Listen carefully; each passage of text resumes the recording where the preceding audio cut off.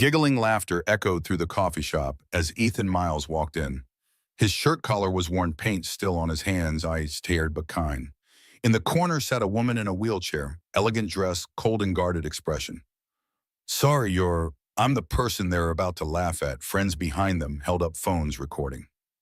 Ethan set down a small gift box. If they're going to film this, at least let them see me treat you to something sweet. She froze, her eyes shifting. They didn't know that this cruel joke would open a story no one in that cafe could ever forget.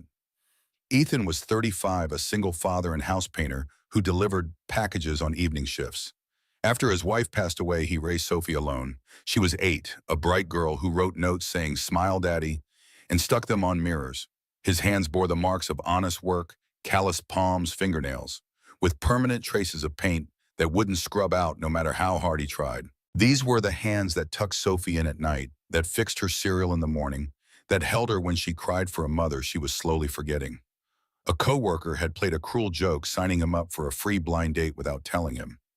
Sophie had overheard, innocent and hopeful, "Try it, Dad. Maybe someone will actually like you." That evening, he only had $15 left, but he still bought a small box of cupcakes to give to this stranger. The cafe was upscale, soft laughter mixing with piano music. Ethan felt out of place among the suits and evening gowns. His work boots scuffed against the polished floor, making a sound that seemed to announce his presence as someone who didn't belong. He'd washed his hands 3 times before coming, but paint still clung to his knuckles, of blue that matched the sky he'd painted on a customer's ceiling that morning. In the corner sat Clara Wynn, 32, in a wheelchair. Beautiful face, sad eyes.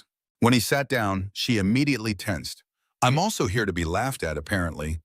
They liked pairing two pathetic people together. Ethan smiled gently, noticing the group of people with phones pointed at them from across the room. He recognized his co-worker among them, nudging another man, both snickering. "If they're recording, at least let them see you being treated like you deserve." She went silent for several seconds, then smiled a real smile for the first time in months.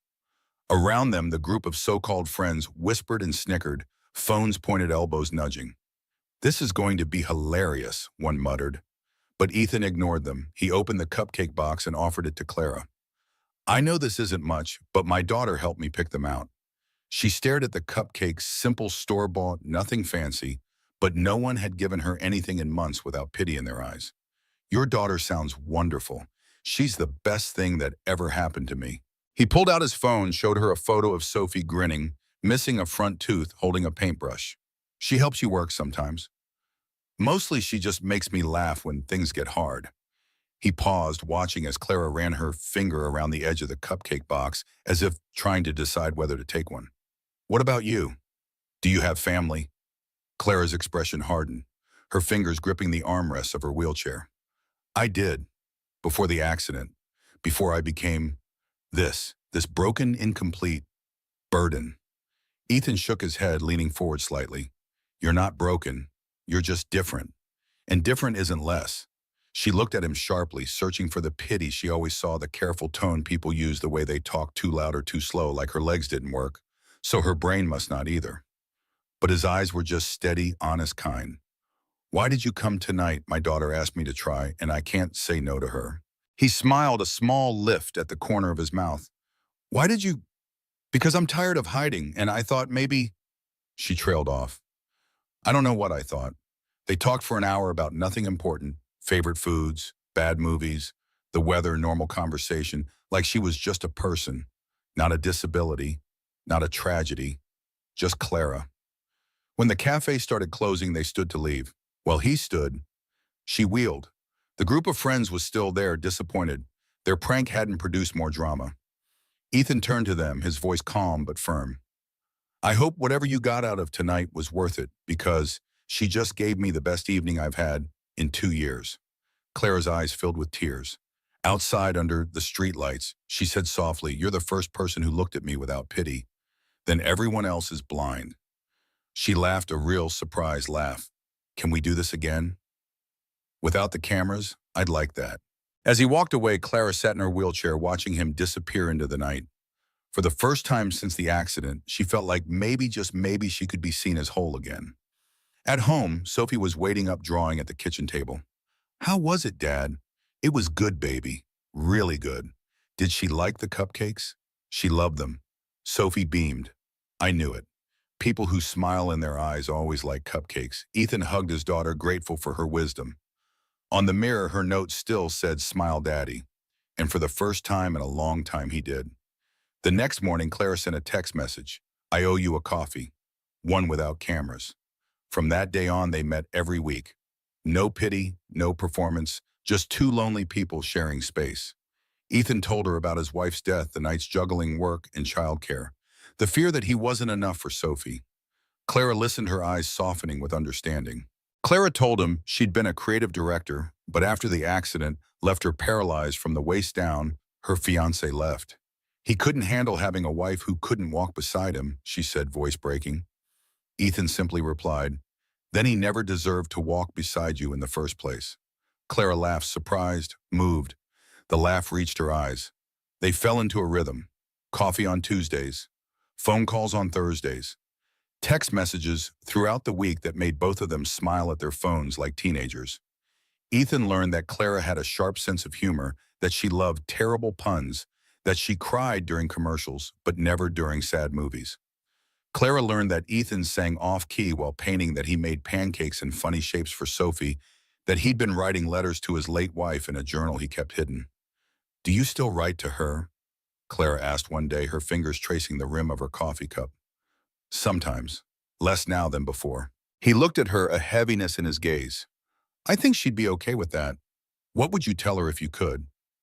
He was quiet for a long moment, staring down at his hands. "That I'm trying, that Sophie is amazing, that I met someone who makes me want to try harder." Clara's breath caught. That night, Ethan sat at his desk, journal open, pen in hand. The house was quiet, Sophie asleep. He stared at the last entry, dated 3 weeks earlier. "Sarah, I miss you every day. But something's changing. I met someone. I don't know what it means yet. Would you be angry? Would you understand Sophie likes her? She says Clara makes me smile again. Is that betraying you? I don't know how to do this." He closed the journal without adding anything new, and dreamed of Sarah turning away when he reached for her hand. In the morning, his phone rang. Sarah's mother, her voice sharp. "It's too soon, Ethan. Sophie needs stability, not confusion. And that poor woman, what can you offer her? You can barely keep your own life together." Ethan's grip tightened on the phone. "I'm doing my best, Patricia. I have to move forward for Sophie's sake as much as mine. Sarah's been gone barely 2 years, and not a day goes by that I don't think of her. But I can't live in that grief forever. Sophie deserves more than a father who's half alive." After hanging up, he stared at his reflection in the bathroom mirror. Sophie's note still stuck in the corner. "Smile, Daddy." He wiped away a tear, then forced his lips to curve upward. For Sophie. Always for Sophie. One Saturday, Ethan brought Sophie to meet Clara. The little girl ran up, no hesitation, no fear, just pure 8-year-old energy. "You're Miss Clara. Dad talks about you all the time, does he?" Clara smiled, glancing at Ethan, who suddenly found the ground very interesting. "Uh-huh. He says you're really smart and funny and pretty." Sophie pulled out a handmade card. "I made this for you." Clara opened it. Inside, in wobbly crayon letters, "For the lady who makes Dad smile." Clara's eyes filled with tears. She pulled Sophie into a hug. "Thank you, sweetheart. It's been a long time since anyone was this honest with me." They spent the afternoon together. Sophie showed Clara her drawings. Clara taught Sophie about different art styles. Ethan watched them, something warm and terrifying growing in his chest. This felt like family, but he was scared. Scared of replacing the memory of his wife. Scared of Clara's trauma. Scared of messing it all up. That evening, after Sophie fell asleep in the car, Clara and Ethan sat in the parking lot. "She's wonderful," Clara said. "She likes you a lot. I like her too." Clara looked at him. "And I like you, which terrifies me." "Why? Because everyone who's ever claimed to like me has left. My fiancé, my business partners, my friends." Her voice cracked. "What happens when you see how hard this is? When you realize I can't just get up and go places? When you get tired of waiting?" Ethan reached over, took her hand. "I spent 2 years watching my wife die slowly. Waiting with her, taking care of her. And I'd do it again in a heartbeat, because that's what love is." He squeezed her fingers. Being with you isn't waiting. It's choosing. Every day. Clara broke down crying real ugly, crying the kind she hadn't allowed herself since the accident. Ethan just held her hand and let her cry. The following week, Sophie drew a picture at school. Her teacher asked about it. "That's my family," Sophie explained, pointing. "That's Dad, that's me, and that's Miss Clara." "Is Miss Clara your mom?" the teacher asked. Sophie thought about it seriously. "Not yet, but I think she wants to be." When Ethan picked her up, the teacher showed him the drawing. His throat tightened. At home, Sophie taped it to the refrigerator with a note. "She's part of our team now." That night, Ethan called Clara. "Sophie drew us as a family today." Silence on the other end. Then, "What did you say?" "I didn't know what to say. I wanted to ask you first. Is that okay? Is it okay that my daughter is already thinking of you that way?" "Ethan." Her voice was thick with emotion. "I've been thinking of her, of both of you that way for weeks now. Yeah. Yeah." They sat on the phone in comfortable silence, both smiling in their separate spaces. "Can I tell you something?" Clara said quietly. "Anything. Before I met you, I thought my life was over, that the accident had taken everything that mattered. But you and Sophie, you make me feel like maybe I can still have a life worth living. Clara, you always had a life worth living. You just needed someone to remind you." She laughed softly. "Will you keep reminding me every single day?" The next time they met, Clara had something for them, a small wooden frame with Sophie's drawing inside. "I want you to have this back," she said, "but I also want to earn the right to be in it. For real." Ethan smiled. "You already have." Sophie, who had been coloring nearby, looked up. "Does this mean Miss Clara is staying?" Clara wheeled over, knelt well, leaned to Sophie's level as much as she could. "If you'll have me, sweetheart, I'd like to stay." Sophie launched herself into Clara's arms.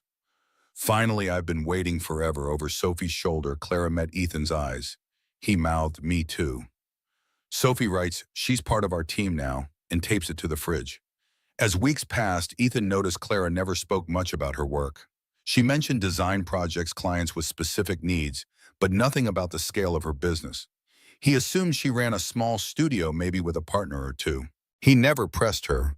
Work was her business, just as his painting and deliveries were his. 1 month later, Ethan got a delivery job at Winnicum, an upscale furniture design company. When he stepped into the conference room to drop off supplies, he froze. Clara, the woman he'd been seeing sitting at the head of a massive table surrounded by lawyers and investors. She was the CEO. Their eyes met. She looked momentarily happy, then composed herself. "You're right on time." Ethan couldn't speak. He'd known she worked in design, but this she'd never mentioned, being the owner of a multi-million-dollar company. Before he could process, the door opened. A man in an expensive suit walked in with a lawyer and PR representative. Lucas, Brennan, Clara's ex-fiancé. His shoes alone probably cost more than Ethan made in a week. His watch glinted gold and heavy. Everything about him spoke of money and power, things Ethan had never had. "Clara, so good to see you." His smile was predatory. "I see you've been busy. The video from your little blind date has been quite popular online." Ethan's stomach dropped. The cafe, the prank, someone had posted it. Lucas slid a folder across the table.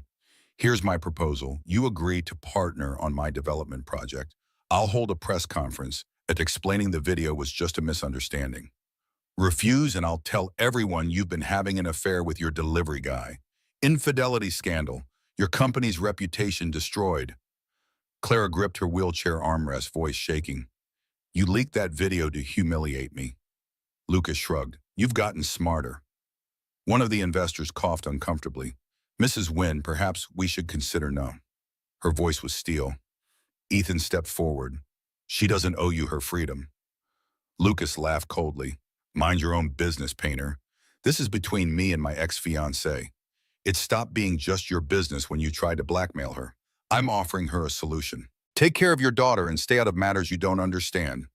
Clara took a deep breath, wheeled herself closer to the table, pulled out a document, and signed it in front of everyone. "This is my official rejection of your partnership. I'd rather lose contracts than sell my integrity." Lucas smiled cruelly. "Without investor support, without a network, with everyone throwing stones at you, how far do you think you'll get?" She looked him dead in the eye. "I still have myself, and that's more than you ever had." His smile faltered. He gathered his things, dropping the engagement ring box and luxury car keys on the table as he left. You'll regret this. After he was gone, the investors exchanged uncomfortable glances. Miss Wynne, we need to discuss the implications. The implications are simple, Clara said, calmly. I choose my dignity over your investment. If that's a problem, there's the door. 3 investors left. 2 stayed looking uncertain. The room cleared until only Ethan and Clara remained. Why didn't you tell me, he asked quietly, about being a CEO? Because every time I tell people, they treat me differently. Either they want something from me or they pity me more because I fell so far. She looked away. With you, I was just Clara. Not CEO Clara, not wheelchair Clara, just me. You should have trusted me. I know, I'm sorry, her voice broke. But I'm not sorry for what I just did. I'm not selling who I am for his approval. Ethan knelt in front of her wheelchair, picked up the engagement ring box from the table, placed it in her hand. You don't need to forget him. You just need to know you don't belong to him anymore. She opened her hand. The ring fell to the floor with a small clink. Light reflected off it as it rolled away, disappearing under the table. I don't want it, she whispered. Any of it. The ring, the cars, the life he promised. I just want to be free. Then you are. She looked at him, tears streaming. What if he destroys my company? What if the video ruins everything? What if then we start over? Together. He squeezed her hands. You think I fell for you because of your company? I fell for you because you made my daughter laugh. Because you see the world in colors I forgot existed. Because you're brave, even when you were terrified. I'm so scared, Ethan. I know, but you don't have to be scared alone anymore. That evening, Lucas held his press conference. He showed the video, told his version of the story, painting Clara as desperate, Ethan as opportunistic. The internet erupted. Comments poured in, half sympathetic, half vicious. Of course she's with a delivery guy. She can't get anyone better now. Gold Digger found a new target. This is sad on both sides. At home, Ethan held Sophie while she cried. Why are people being mean about Miss Clara because they don't know her? They only know the story someone else told. But we know the real story. Yes, we do. Sophie looked up at him, fierce despite her tears. Then we should tell them the real story. How, I don't know. But Miss Clara is part of our family now. And families protect each other. That night, Ethan sat at his desk, again journal open. He stared at the photo of Sarah he kept beside it, her smile frozen in time. I need to know if this is okay, he whispered to the empty room. I need to know I'm not betraying you. The house creaked in the silence. No answer came. There never would be an answer, not the kind he wanted. He touched the photo, tracing Sarah's face. I think I'm falling in love again. I didn't think that was possible. Is that allowed? Is there room in my heart for both of you? No answer. Just the ticking of the clock. His phone buzzed with a text from Clara. I can't sleep, too much thinking. He texted back, me too. But we'll figure it out. Together. The next morning, Sophie made a video on Ethan's phone. Simple, unedited, just an 8-year-old telling the truth. My name is Sophie. Miss Clara is my friend. She's nice and she makes my dad happy. I don't care if she's in a wheelchair. I don't care if she's a CEO. I care that she reads me stories and teaches me to draw and never lies to me. And if you think she's not good enough for my dad, you're wrong. She's too good for all of you. Ethan posted it. No explanation, just Sophie's words. Within hours, it went viral, millions of views. The comments shifted. This kid gets it. Out of the mouths of babes. Maybe we should listen to the people who actually know her. Other videos emerged, employees at Winnicom defending Clara, contractors she'd worked with, people in wheelchairs thanking her for representation. The narrative shifted, and Lucas's attempt to destroy her backfired spectacularly. But for Clara, none of that mattered as much as the text she received from Sophie. We love you, Miss Clara. Don't be worried. We're a team, she cried, reading it. But this time, they were tears of relief. Clara opened her hand, let the ring fall to the floor. Light reflected off it, closing that chapter. Clara lost investors. Her shares were frozen. The board called emergency meetings. But she didn't give up. Ethan took time off from deliveries. Together, they opened a small workshop called Second Bloom, furniture designed for people with disabilities. Sophie painted the sign that hung in front, "This is our new home." The early days were hard. They built by hand, sold piece by piece, took custom orders from people who'd never had furniture that fit their needs. Clara practiced walking with a support frame, not because she had to, but because she wanted to trim on. Ethan never pushed her, just worked beside her quietly. One evening, Clara sat slumped over design sketches, exhausted. Maybe Lucas was right. Maybe I can't do this. Ethan set down a cup of tea beside her. We don't have to go far. We just have to go together. She looked up at him, eyes wet. How are you so patient with me? Because you're worth the patience. After 6 months, a magazine featured them. Former CEO rebuilds from failure. They were invited to a conference on accessible design. Clara sat in the audience, lights on her hands, trembling, but voice steady. Thank you to the people who didn't leave when I couldn't stand. Ethan and Sophie watched from the front row, smiling. Clara had truly come back to life. But it wasn't the company's success that mattered most to Clara. It was the small moments, Sophie doing homework at the workshop table while Clara worked on designs. Ethan singing off-key while sanding wood. The three of them eating takeout on the floor because they hadn't bought proper chairs yet. Is this what family feels like? Clara asked one night after Sophie had fallen asleep on the couch. I think so, Ethan said. Messy and imperfect and exactly right. She wheeled closer to him. I need to tell you something. Okay. Before the accident, I had my whole life planned. Perfect timeline, perfect milestones, perfect everything. She paused. Losing my legs felt like losing all of that. But meeting you, meeting Sophie, I realized those plans were never really mine. They were what I thought I should want. And now I want this. Workshop dust, terrible takeout, a daughter who leaves art supplies everywhere. You. She smiled. This messy, unplanned, beautiful life. Ethan kissed her softly. I want that too. Sophie, who they thought was asleep, cracked one eye open and grinned. Clara practiced standing with her support frame each day. The doctors had told her she might regain some function with intensive therapy, but she'd likely never walk normally again. That didn't stop her. She'd fall, swear, get back up. Ethan never hovered, never tried to catch her unless she asked. He understood her need to do this herself. Ethan's own struggle was quieter. Each night he still wrote in his journal to Sarah. The entries grew shorter, but he couldn't bring himself to stop completely. It felt like the last thread connecting them. One night, Clara found him at his desk, journal open. I don't mind, you know, she said softly, that you still talk to her. She's part of who I am, who Sophie is. I know I'd never ask you to forget her. I'm afraid someday Sophie will. Clara wheeled herself fully into the room. Then we'll tell her stories, show her pictures, keep Sarah alive in the ways that matter. Ethan looked up, tears in his eyes. You'd do that, of course I would. Loving someone means loving all of them, even the parts that belong to someone else. This was when Ethan knew, really knew, that what he felt for Clara was love.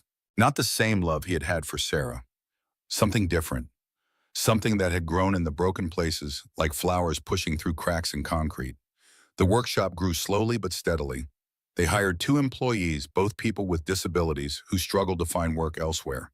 Maria, who was deaf, handled communications and social media. James, who had cerebral palsy, managed the books with brilliant precision.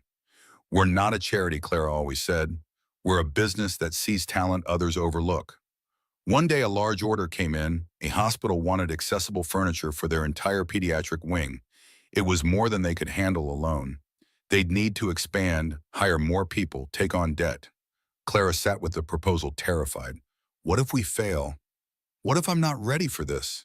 Ethan sat beside her. Then we fail together, and we try again. You make it sound so simple. It is simple. Not easy, but simple. He squeezed her hand. I believe in you. Sophie believes in you. When are you going to believe in yourself? She stared at the proposal for a long time, then signed it. Okay, let's do this. They expanded the workshop, became a small factory. Second Bloom grew into something bigger than any of them had imagined, but they kept the original sign Sophie had painted, hung it in the new space as a reminder of where they'd started. One evening, Clara showed Sophie and Ethan a small silver bracelet engraved on it. Hope begins small. This is for you, she said, giving it to Sophie, because you reminded me that small things can grow into big things. Sophie hugged her tight. Does this mean you're staying forever? Clara looked at Ethan over Sophie's head. He nodded. Yes, sweetheart, I'm staying forever.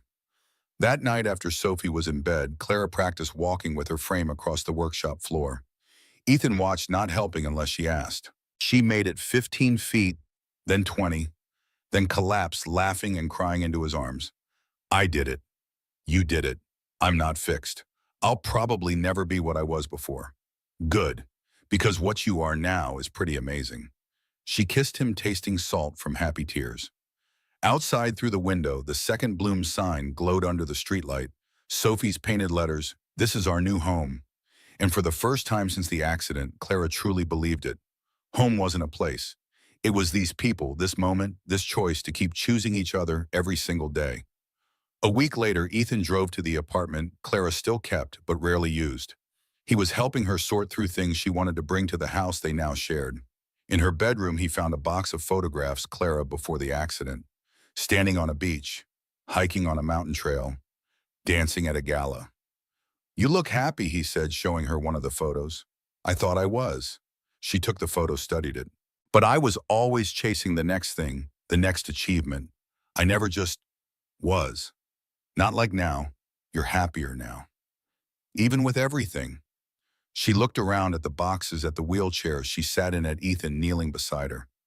I'm real now. That's better than happy. Ethan began gathering her clothes from the closet. At the back, he found a garment bag. Inside was a wedding dress, elegant, simple, never worn. I bought it a week before the accident, Claire explained, seeing him discover it. Lucas and I were supposed to get married 3 months later. Ethan carefully zipped the bag back up. What do you want to do with it? I don't know. It feels wrong to keep it. Wrong to get rid of it, too. He sat beside her on the bed. Sometimes things don't have easy answers. Sometimes we just carry them with us until we know. She leaned her head against his shoulder. I think that's the wisest thing anyone's ever said to me. They brought the dress back with them, stored it in the attic. Not to keep, not to throw away, just to carry until they knew. One morning, as Ethan was helping a customer load a custom desk into their van, his phone rang. Patricia, Sarah's mother. He almost didn't answer, but something told him he should. Sophie's school called us. Patricia said, her voice tight. You weren't answering. She's in the hospital. She fell during recess. Ethan's world stopped. 20 minutes later, he burst into the emergency room, Clara right behind him. Sophie lay in a bed, her arm in a cast, face pale but smiling when she saw them. Dad, Miss Clara, look, they gave me a blue cast. It matches your paint. Clara wheeled to one side of the bed, Ethan to the other. Both reached for her at the same time, their hands meeting over Sophie's small body. We got here as fast as we could, Ethan said, voice thick. I wasn't scared, Sophie assured them.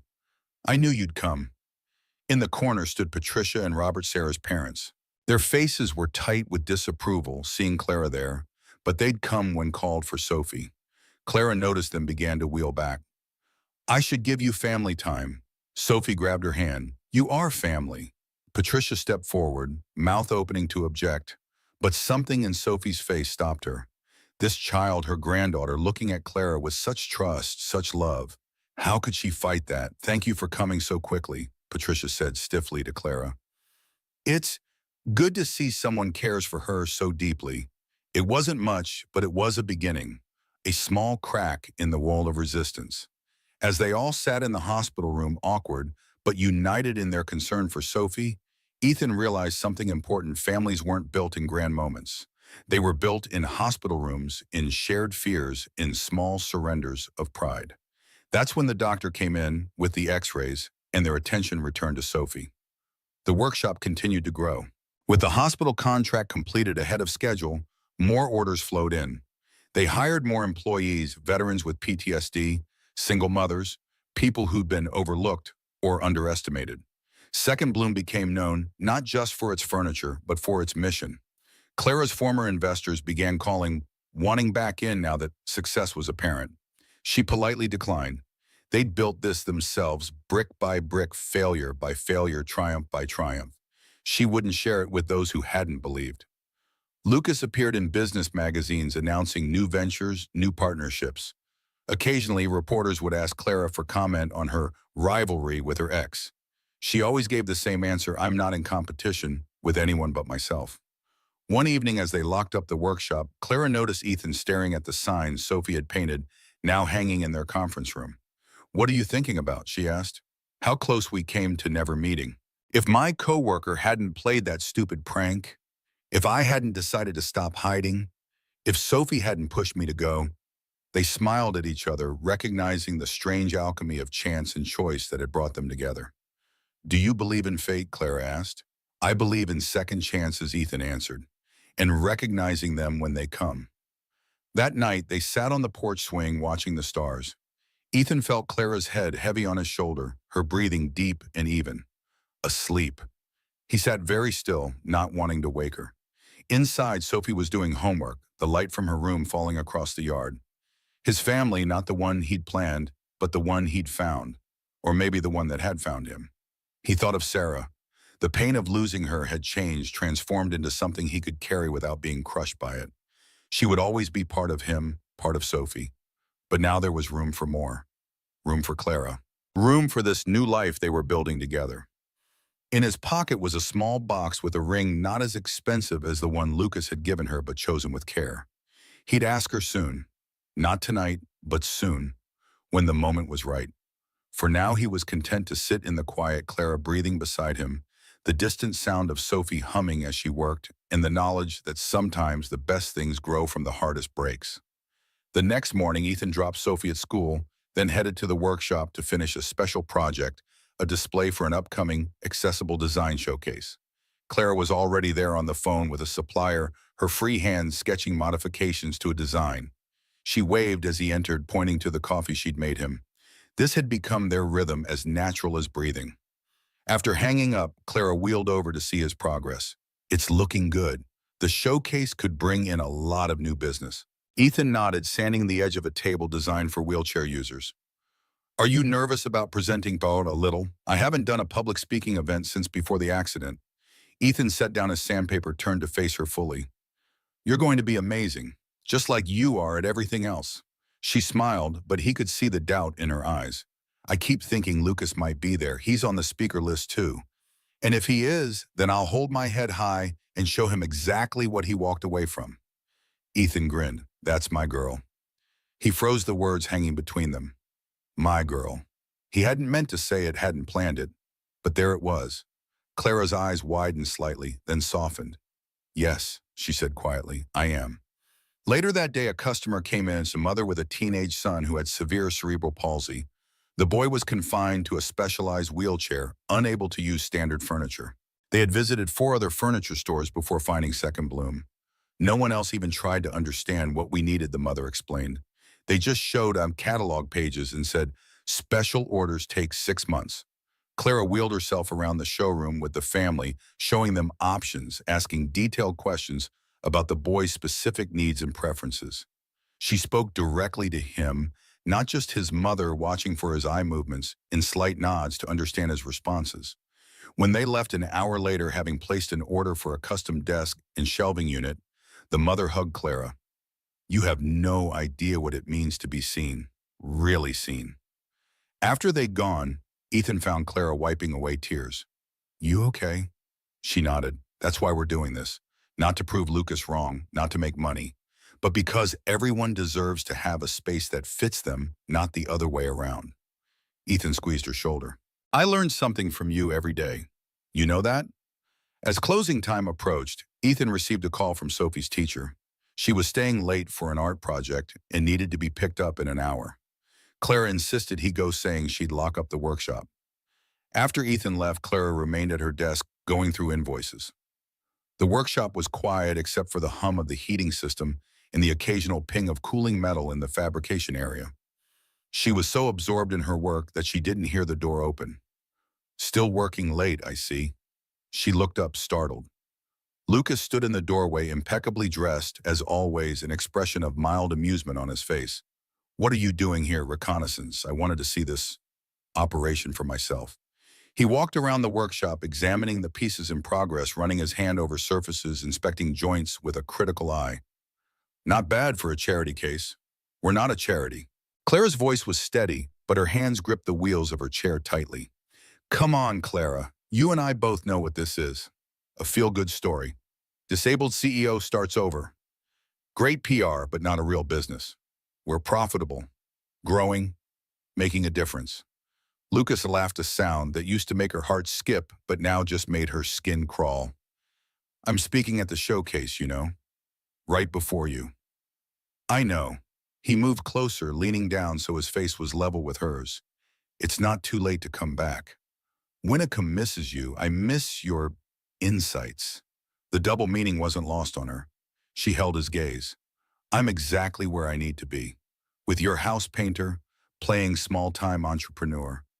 This isn't you, Clara. You never knew me. Not really. She wheeled backward, putting distance between them. I'd like you to leave now. We're closed. Lucas straightened, adjusted his cuffs. Think about my offer. The showcase could be your comeback or your final fade into irrelevance. Your choice. After he left, Clara sat in the silent workshop shaking. Not with fear, but with anger and something else. Certainty.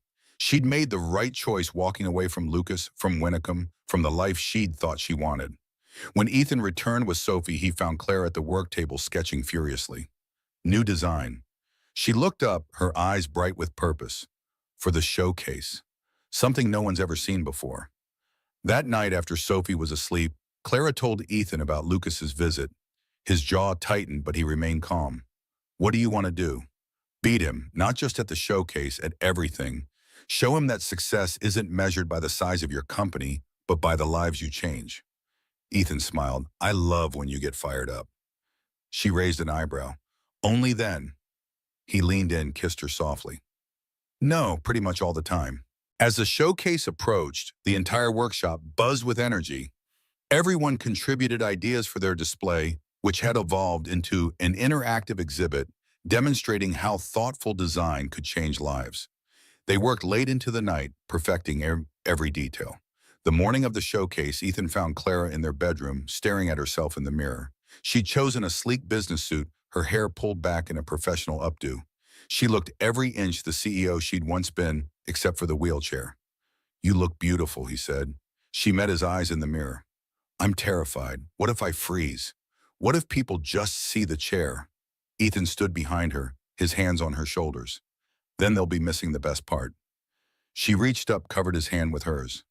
I couldn't do this without you. Yes, you could, but I'm glad you don't have to. They arrived at the convention center early to set up their exhibit. Second Bloom had a prime spot thanks to the buzz generated by Sophie's video and the hospital contract. As they worked, Clara noticed Lucas across the floor, supervising his team, setting up an elaborate display for his company, Brennan Designs. Nervous Maria asked, seeing Clara watch Lucas. Clara shook her head. No. For the first time in a long time, I know exactly who I am and what I'm doing. The showcase opened with a keynote address about the importance of universal design. Clara sat in the audience, Ethan beside her, listening intently. When Lucas took the stage for his presentation, he was smooth polished, his slides showcasing luxury furniture with accessible elements subtly incorporated. The future of design isn't about making special furniture for special needs, he said. It's about making beautiful furniture that happens to work for everyone. The audience applauded politely. It was a good line, a progressive stance. Clara had to admit he knew how to work a crowd. When it was her turn, Ethan squeezed her hand before she wheeled herself to the stage. The ramp was steep, and for a moment she struggled, her arms straining. Lucas, still at the podium, made a move as if to help her, but she shook her head slightly. She would do this herself. Reaching the stage, Clara positioned herself at the center. She didn't use the podium, it was too high for her seated position. Instead, she simply spoke, her voice clear and strong. When I had my accident 3 years ago, everyone told me what I couldn't do anymore. Couldn't walk, couldn't dance, couldn't be the person I was before. What no one told me was all the things I could still do and all the new things I would learn to do. She gestured to the Second Bloom exhibit where their team was demonstrating the furniture.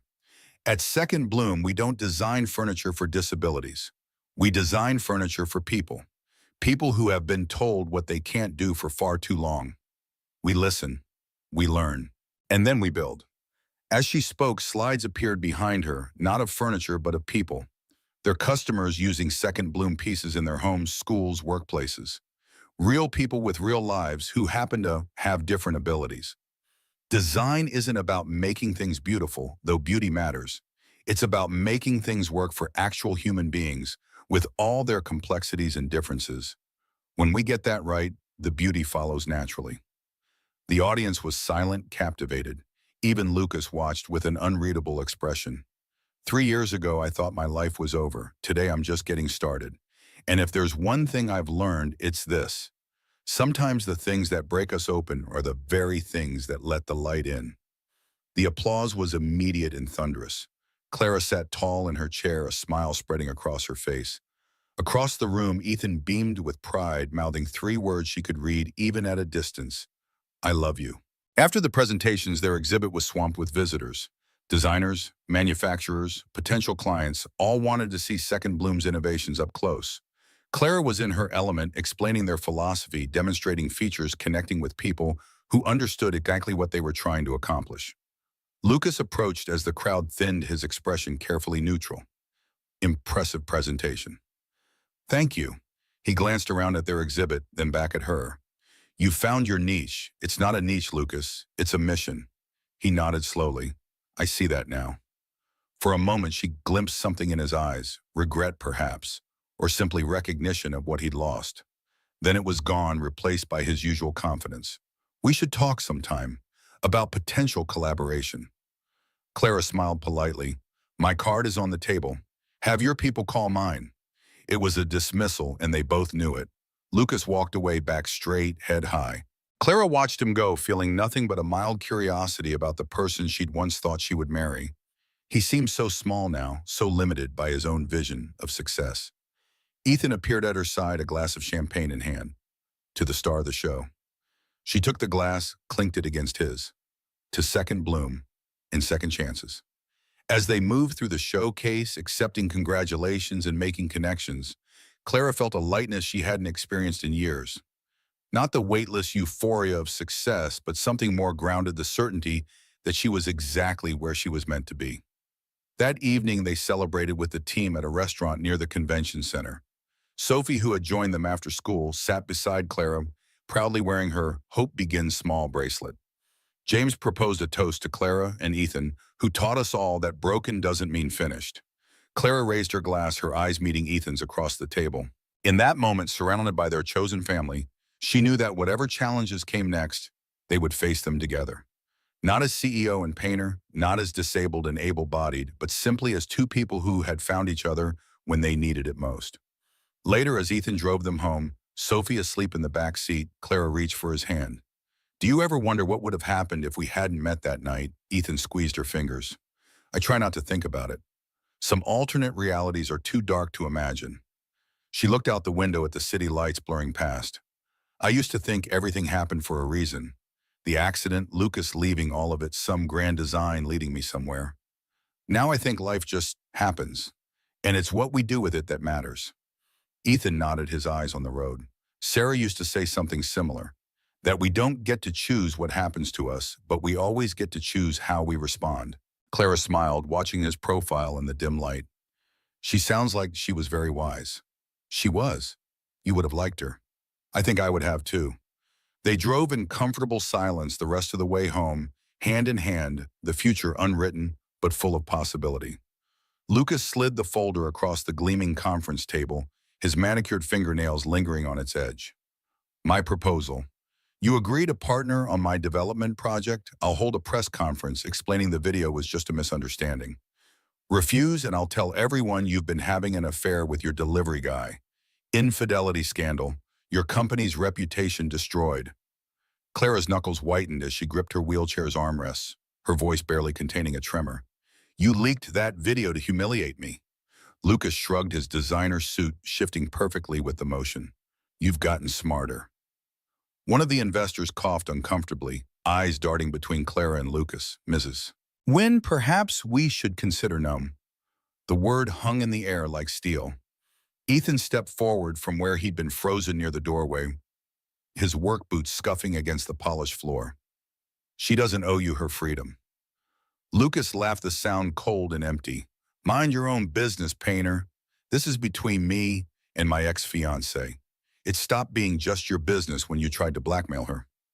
Lucas's eyes narrowed, taking in Ethan's paint-stained hands, his worn clothes, the delivery package still tucked under his arm. I'm offering her a solution. Take care of your daughter and stay out of matters you don't understand. Clara took a deep breath, her chest rising with resolve. She wheeled herself closer to the table, pulled out a document, and signed it in front of everyone. This is my official rejection of your partnership. I'd rather lose contracts than sell my integrity. Lucas's smile turned predatory, revealing perfect white teeth. Without investor support, without a network with everyone throwing stones at you, how far do you think you'll get? She looked him dead in the eye, her voice level and calm. I still have myself, and that's more than you ever had. His smile faltered. He gathered his things, dropping the engagement ring box and luxury car keys on the table as he left. You'll regret this. After he was gone, the investors exchanged uncomfortable glances, the tension in the room almost visible. Miss Wynn, we need to discuss the implications. The implications are simple. Clara's voice remained steady. I choose my dignity over your investment. If that's a problem, there's the door. Three investors left their expressions a mixture of disappointment and reluctant respect. Two stayed looking uncertain. The room cleared until only Ethan and Clara remained. Why didn't you tell me? Ethan's question hung between them, soft yet heavy. About being a CEO. Because every time I tell people, they treat me differently. Either they want something from me, or they pity me more because I fell so far. Her eyes dropped to her lap. With you, I was just Clara. Not CEO Clara, not wheelchair Clara, just me. You should have trusted me. I know, I'm sorry. Her voice caught. But I'm not sorry for what I just did. I'm not selling who I am for his approval. Ethan knelt in front of her wheelchair, picked up the engagement ring box from the table, placed it in her hand. You don't need to forget him. You just need to know you don't belong to him anymore. She opened her hand. The ring fell to the floor with a small clink. Light reflected off it as it rolled away, disappearing under the table. I don't want it, any of it. The ring, the cars, the life he promised. I just want to be free. Then you are. She looked at him, tears streaming down her cheeks, her carefully applied makeup creating dark rivers. What if he destroys my company? What if the video ruins everything? What if, then we start over, together? He squeezed her hands, his work-roughened palms against her smooth ones. You think I fell for you because of your company? I fell for you because you made my daughter laugh. Because you see the world in colors I forgot existed. Because you're brave even when you're terrified. I'm so scared, Ethan. I know. But you don't have to be scared alone anymore. That evening, Lucas held his press conference. The hotel ballroom was packed with business reporters and social media influencers, all eager for the story. Lucas stood at the podium, his expression grave with practiced concern. He showed the video, told his version of the story, painting Clara as desperate, Ethan as opportunistic. The internet erupted within hours. Comments poured in, half sympathetic, half vicious. Of course she's with delivery guys, she can't get anyone better now. Gold digger found a new target. This is sad on both sides. At home, Ethan held Sophie while she cried, her small body shaking with indignation. Why are people being mean about Miss Clara? Because they don't know her. They only know the story someone else told. But we know the real story. Yes, we do. Sophie looked up at him, fierce despite her tears, her chin jutting forward in determination. Then we should tell them the real story. How, I don't know. But Miss Clara is part of our family now. And families protect each other. The next morning, Sophie made a video on Ethan's phone. Simple, unedited, just an 8-year-old telling the truth, her missing front tooth visible as she spoke with conviction beyond her years. My name is Sophie. Miss Clara is my friend. She's nice and she makes my dad happy. I don't care if she's in a wheelchair. I don't care if she's a CEO. I care that she reads me stories and teaches me to draw and never lies to me. And if you think she's not good enough for my dad, you're wrong. She's too good for all of you. Ethan posted it without explanation. Just Sophie's words. Within hours, it went viral, millions of views. The comments shifted like a tide changing direction. This kid gets it. Out of the mouths of babes. Maybe we should listen to the people who actually know her. Other videos emerged, employees at Winnicom defending Clara, contractors she'd worked with, people in wheelchairs thanking her for representation. The narrative shifted, and Lucas's attempt to destroy her backfired spectacularly. But for Clara, none of that mattered as much as the text she received from Sophie. "We love you, Miss Clara. Don't be worried, we're a team," she cried, reading it, but this time they were tears of relief. The aftermath was still devastating for Clara professionally. She lost investors. Her shares were frozen. The board called emergency meetings that dragged on for hours, voices rising behind closed doors. But she didn't give up. Ethan took time off from deliveries using his savings to help. Together, they opened a small workshop called Second Bloom, furniture designed for people with disabilities. Sophie painted the sign that hung in front, her letters wobbly but determined. "This is our new home." The early days were hard. They built by hand, sold piece by piece, took custom orders from people who'd never had furniture that fit their needs. Their first customer was a woman with rheumatoid arthritis who cried when she found a desk she could actually use without pain. Their second was a veteran missing both legs who needed a kitchen counter he could roll under. Each piece was different. Each story mattered. Clara practiced walking with a support frame not because she had to, but because she wanted to try. The doctors had told her that with her specific injury, she might regain some function with intensive therapy. Not normal walking, never that, but something. Ethan never pushed her, just worked beside her quietly there to catch her. Only when she asked. One evening, Clara sat slumped over design sketches, exhaustion evident in the curve of her spine. Maybe Lucas was right. Maybe I can't do this. Ethan set down a cup of tea beside her, the steam rising in the cool workshop air. "We don't have to go far. We just have to go together." She looked up at him, eyes wet with unshed tears. "How are you so patient with me? Because you're worth the patience." The workshop slowly began to take shape. They converted an old storage facility on the outskirts of town, its rent affordable enough for their limited budget. Ethan's painting skills transformed the drab walls into warm colors. Clara designed workstations that accommodated both standing and seated positions. Sophie contributed artwork that they hung throughout the space, bright splashes of childhood optimism. The financial strain was constant. Clara had personal savings, but much of her wealth was tied up in Winnecombe shares that were now frozen. Ethan sold his truck, keeping only the old van they needed for deliveries. They ate simple meals, counted every penny, and poured everything into making Second Bloom work. Their first big break came when a local occupational therapist visited the workshop. She was working with children with disabilities and immediately saw the potential in Clara's designs. "This is exactly what my clients need. Not institutional-looking medical furniture, but pieces that work and look good in a real home." The therapist referred several families and word began to spread. Small orders trickled in, not enough to make them profitable, but enough to keep going. Clara worked late into the night, refining designs, making each piece better than the last. Ethan watched her push herself, worried, but also filled with admiration. The Clara he'd met in the cafe had been beautiful, but guarded, wounded by life. This Clara, fighting for her new dream, refusing to be defeated, was magnificent. At night, when Sophie was asleep, they would sit together in the workshop, planning and dreaming.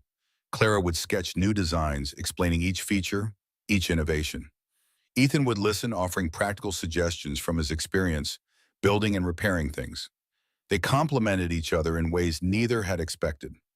After 6 months of grueling work and financial uncertainty, a local magazine featured them.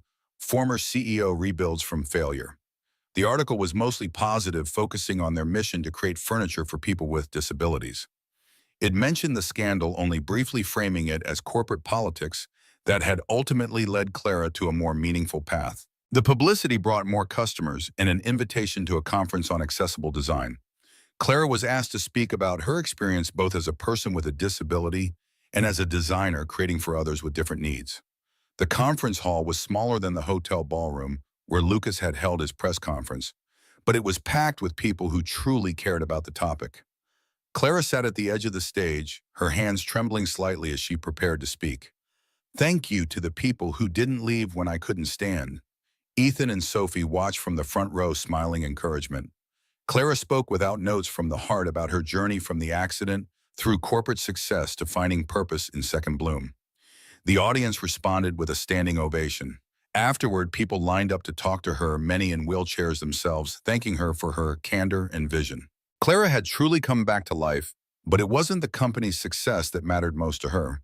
It was the small moments, Sophie doing homework at the workshop table, while Clara worked on designs, Ethan singing off-key, while sanding wood, the three of them eating takeout on the floor because they hadn't bought proper chairs yet. A new kind of family forming in the spaces between work and rest. Is this what family feels like? Clara asked one night after Sophie had fallen asleep on the couch in the workshop's small break area. I think so. Ethan's voice was soft in the dim light, messy and imperfect and exactly right. She wheeled closer to him, her eyes reflecting the single lamp still burning. I need to tell you something. Okay, before the accident, I had my whole life planned. Perfect timeline, perfect milestones, perfect everything. She paused, her fingers tracing patterns on the armrest of her wheelchair. Losing my legs felt like losing all of that. But meeting Sophie, I realized those plans were never really mine. They were what I thought I should want. And now I want this. Workshop dust, terrible takeout, a daughter who leaves art supplies everywhere. You. Her smile was tentative but real. This messy, unplanned, beautiful life. Ethan kissed her softly, his hand cupping her face. I want that too. Sophie, who they thought was asleep, cracked one eye open and grinned. The workshop grew slowly but steadily. They hired 2 employees, both people with disabilities, who struggled to find work elsewhere. Maria, who was deaf, handled communications and social media with a natural talent for visual storytelling. James, who had cerebral palsy, managed the books with brilliant precision, his mind for numbers unaffected by his physical challenges.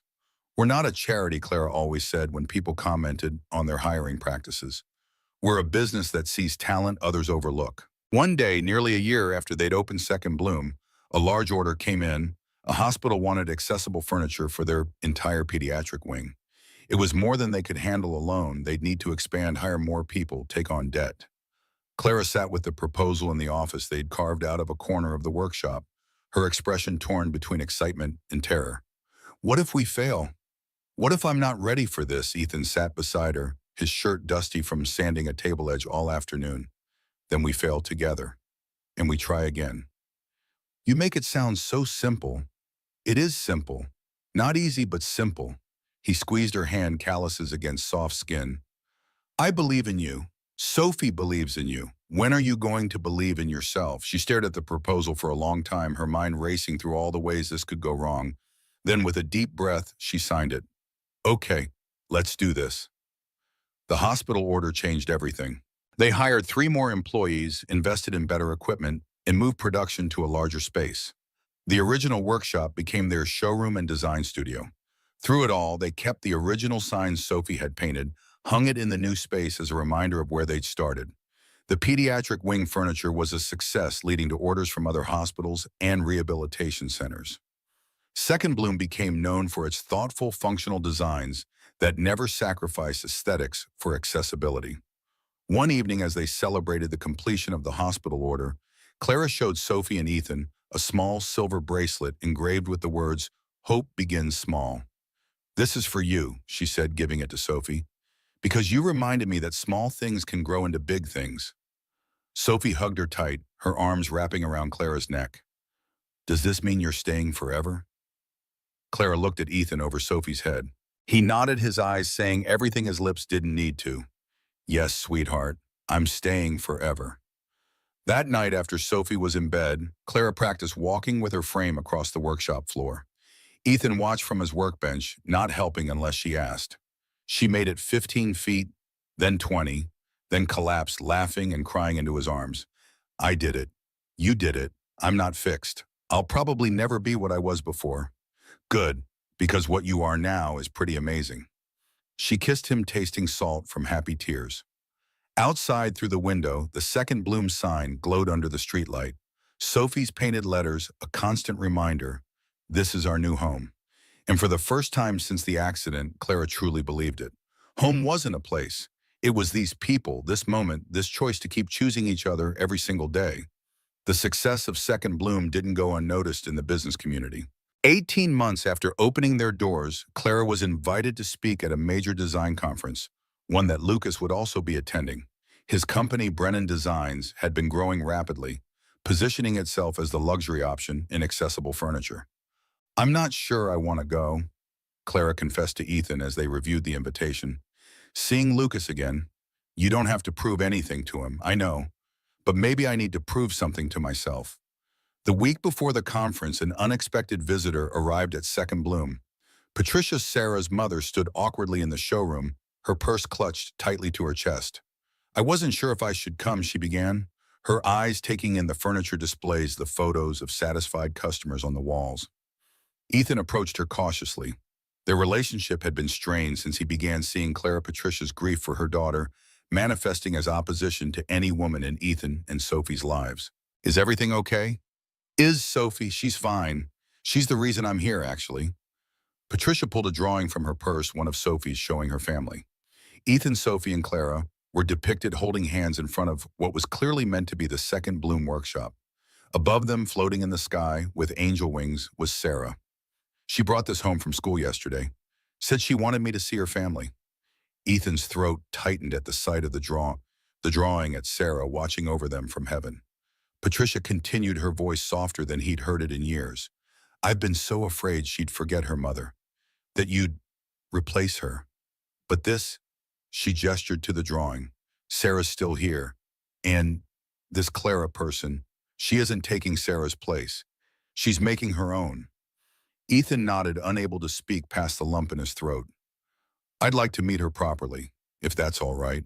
When Clara wheeled into the showroom from the back office, she found Ethan and Patricia sitting together, the drawing between them.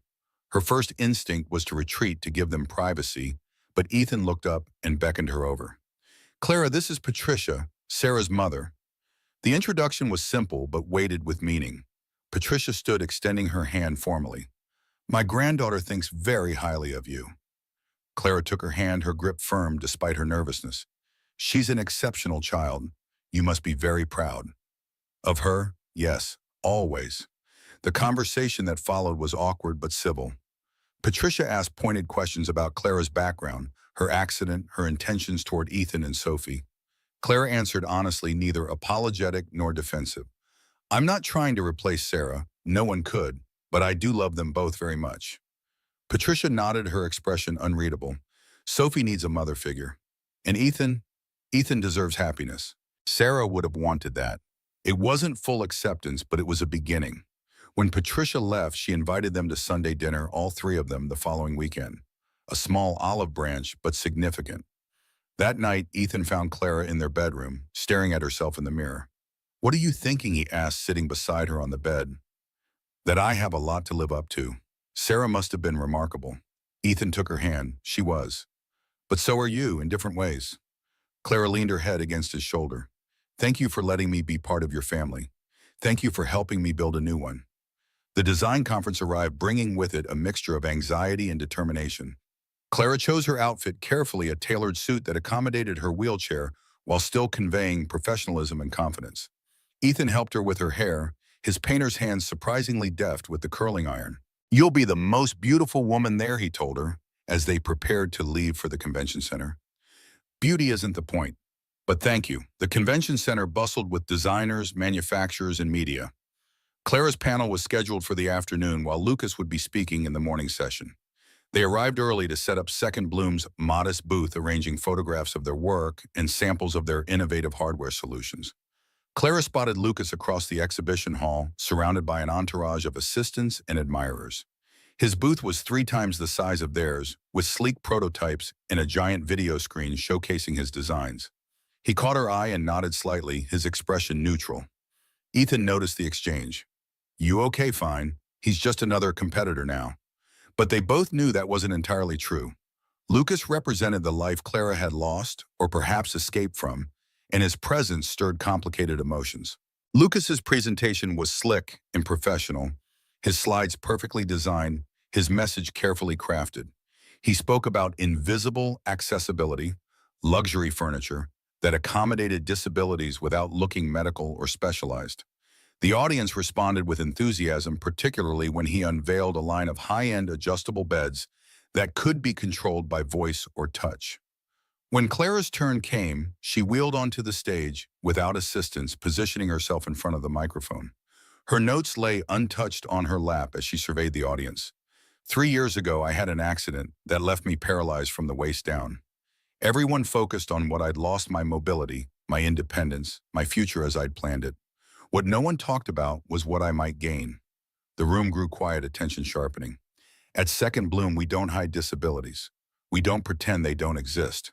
We celebrate the full spectrum of human ability and design for real bodies with real needs, not as an afterthought, but as our starting point.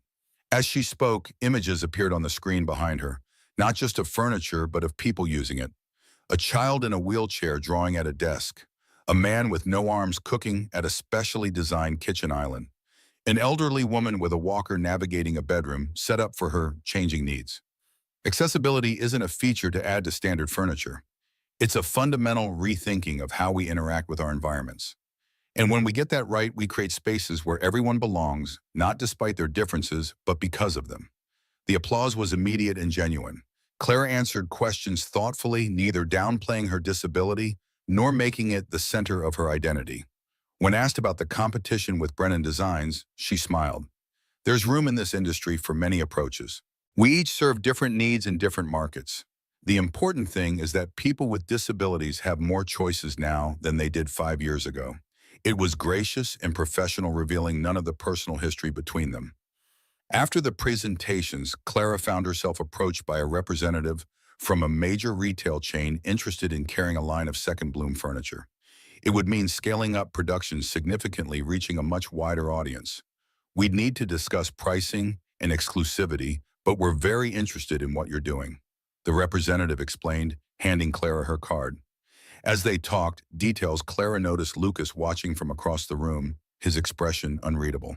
When the retail representative left, he approached his expensive shoes silent on the carpeted floor. Congratulations. That was quite a coup. Thank you. The tension between them was palpable, years of history compressed into the small space between them. You've done well for yourself, Clara. I didn't think you would. You never really knew me, Lucas. That was always our problem, he nodded, conceding the point. Maybe not, but I know business, and what they're offering you, it's going to change everything. Be careful. I'm not afraid of change anymore. Lucas glanced past her to where Ethan stood talking with Maria at their booth. And him, your painter. Is he ready for what comes next? He has a name. Ethan, and he's been ready for everything life has thrown at him so far. More than ready. Lucas raised an eyebrow, skepticism clear in his expression. If you say so, I do. Now, if you'll excuse me, we have potential clients to speak with. She wheeled away, her back straight, her head high. Lucas watched her go, something like regret flickering across his face before he turned back to his own entourage.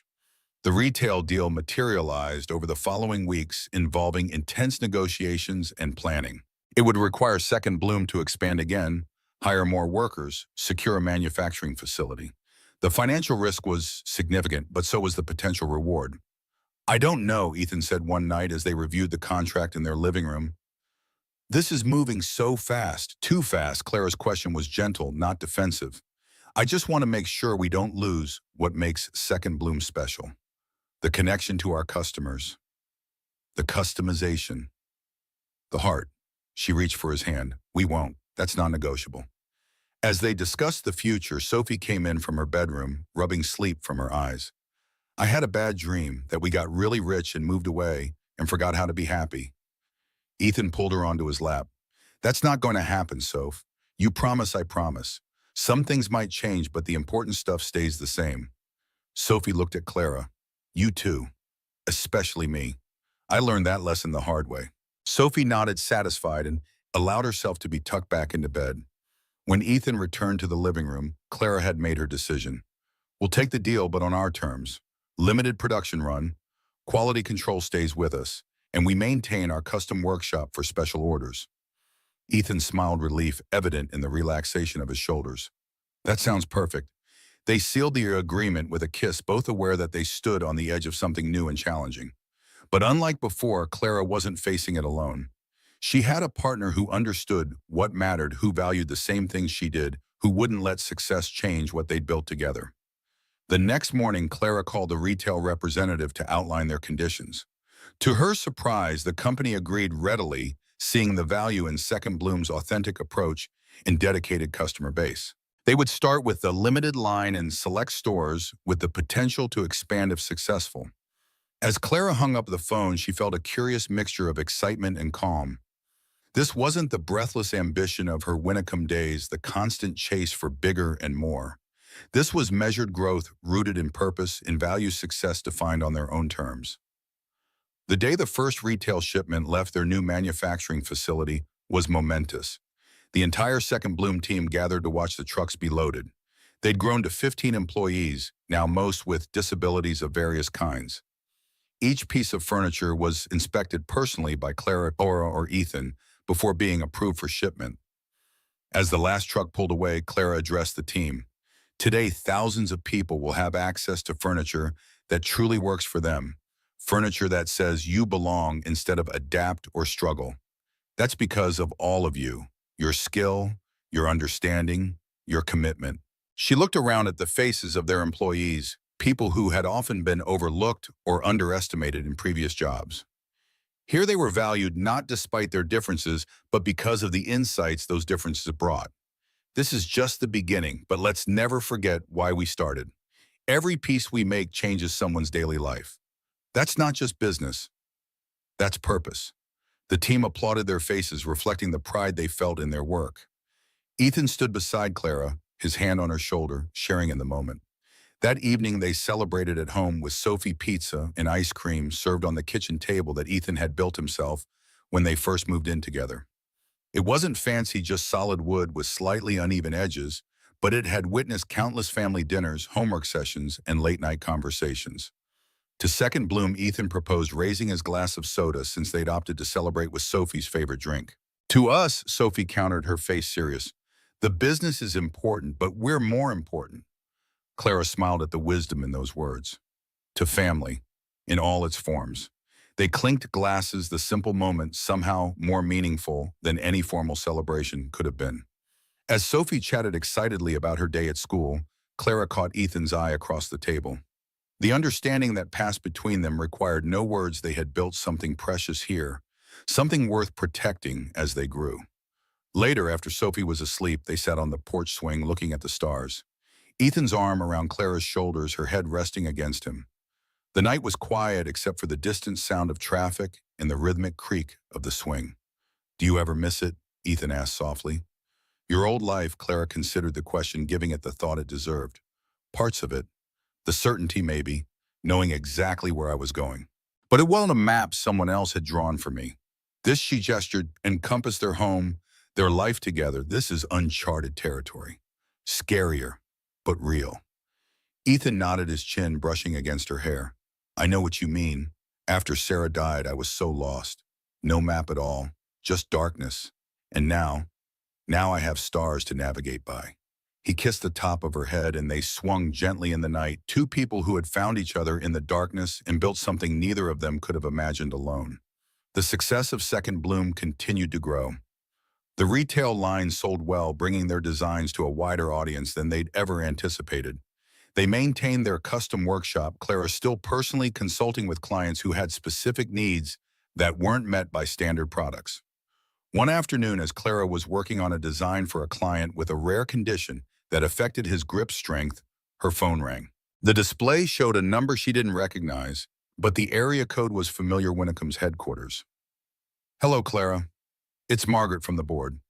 Margaret had been one of the few board members who had stayed neutral during the Lucas debacle, neither supporting Clara nor actively working against her. What can I do for you, Margaret? The board wants to talk about your shares in Winnicum, about possibilities. What kind of possibilities? A merger, perhaps, or a partnership. Second Bloom's approach complements certain directions we've been considering. Clara's grip tightened on her phone. This was unexpected. Winnicum reaching out after all this time, after how things had ended. I'd have to discuss it with my partner. Of course. Take some time. But Clara, this could be good. For everyone. After hanging up, Clara sat motionless, her mind racing. A partnership with Winnicum would mean resources beyond what Second Bloom could generate on its own. Research capabilities. Global distribution. But it would also mean compromises, corporate politics, returning to a world she'd left behind. When Ethan came in from the workshop floor, he immediately sensed something had changed. "What is it Winnecombe called? They want to discuss a merger." His expression shifted, concern replacing curiosity. "And how do you feel about that?" Clara wheeled over to the window, looking out at the workshop they'd built, the employees they'd hired, the life they'd created. "I don't know. It's complicated, is it?" She turned to face him, struck by the simplicity of his question. "Maybe not as complicated as I'm making it, but it would mean changes, big ones." Ethan pulled up a chair to sit across from her, their knees almost touching. "Changes aren't always bad." "No, but I like our life. I like what we've built. I don't want to lose it." "Who says we would?" Clara smiled at the "we" in his question. "Always we, now not you or I." That was the difference between this life and her old one. She wasn't facing decisions alone anymore. "Let me think about it. Talk to a few people, of course. Whatever you decide, I'm with you." That was the thing about Ethan. He meant it. He would support her either way, not because he was passive or indecisive, but because he trusted her judgment and respected her autonomy. It was so different from Lucas's controlling nature, from the board's manipulations, from all the relationships where support came with conditions. Over the next few days, Clara spoke with industry contacts, financial advisors, and, most importantly, their employees. She wanted to understand what a merger would mean for everyone involved, not just for herself and Ethan. The turning point came during a conversation with James, their accountant with cerebral palsy. When Clara asked how he would feel about potentially working within a larger corporate structure, his answer surprised her. "I came to Second Bloom because you see me, not my condition. Would that change if we merged with Winnecombe? I would do everything in my power to make sure it didn't, but you wouldn't have complete control anymore, would you?" The question lingered with Clara long after the conversation ended. Control, that was the heart of it. Second Bloom was more than a business. It was a vision, a community, a family. Merging with Winnecombe would mean sharing control of that vision with people who might not fully understand or value it. When she finally called Margaret back, her decision was clear. "I'm flattered by the interest, but Second Bloom is going to remain independent. The board will be disappointed." They were quite excited about the possibilities. "I'm excited about our possibilities too, just on our own terms." After hanging up, Clara felt a weight lift from her shoulders. The decision felt right, aligned with who she was now and what she valued. When she told Ethan that evening, his smile confirmed it. "You know, when I first met you, I never would have guessed you'd turn down Winnecombe for a small operation like ours." Clara laughed, the sound bright in their kitchen. "When you first met me, I was so lost I couldn't see past my own pain. You helped me find something worth fighting for."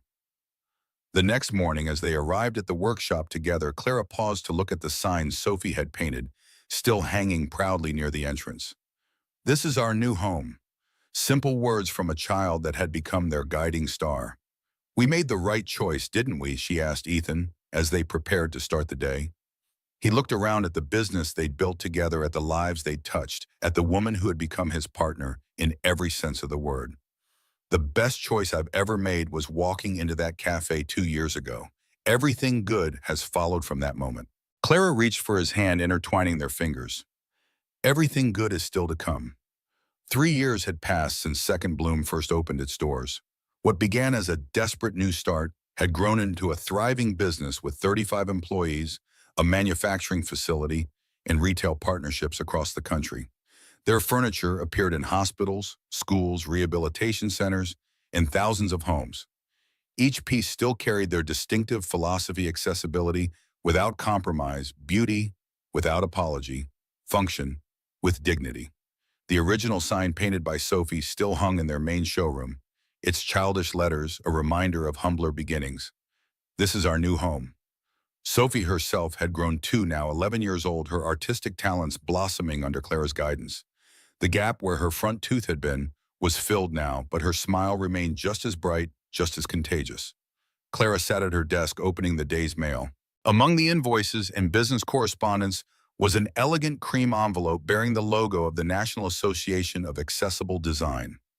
Her fingers trembled slightly as she broke the seal and unfolded the letter inside. Second Bloom had been nominated for Humanitarian Business of the Year, and she was invited to speak at their annual conference in Chicago. "3 years ago, I thought my life was over," she whispered, staring at the embossed letterhead. And now this. Ethan, reviewing production schedules at the desk opposite hers, looked up. Seeing the letter in her hands, he crossed the office and read over her shoulder, his arm wrapping around her. You earned it. Every bit. The conference was the most prestigious gathering in their industry, a 3-day event featuring innovators and leaders from around the world. Clara's nomination placed Second Bloom among companies many times their size, with resources they could only dream of. The recognition felt surreal after years of fighting for legitimacy in a competitive market. Later that evening, as Clara prepared dinner, a skill she'd insisted on mastering, despite the challenges of cooking from a wheelchair, she raised a question that had been on her mind since receiving the invitation.